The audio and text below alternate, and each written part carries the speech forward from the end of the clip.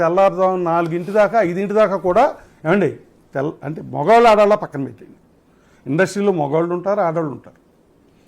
నేను ఆమె గురించి నేను మాట్లాడాను. లిఫ్ట్లో వెళ్ళటం గురించి కాదు, మీ కోడలు ఏంటంటే రీతూ చౌదరి ఇద్దరు కలిసి బెడ్రూమ్ లో మాట నేను ఉంది కానీ ఆ వీడియో బెడ్రూమ్ లో కూడా నేను సీసీ కెమెరాలు పెట్టాను.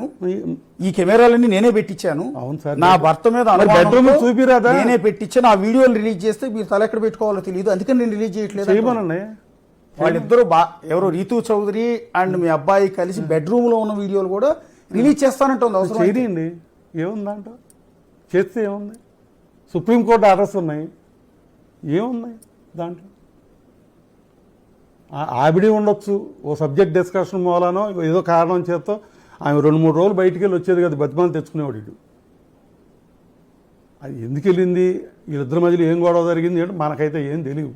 మేమల్లా పేరెంట్స్గా వాళ్ళు బాగుండాలి, మేము కష్టపడుతున్నాం, ఈ కష్టపడిందంతా ఆ పిల్లలకి, గౌతమి భర్తకి, పిల్లలకి వెళ్ళాలి, వాళ్ళు మంచి పొజిషన్కి వెళ్ళాలని ఏ పేరెంట్స్ అయినా కోరుకుంటారు.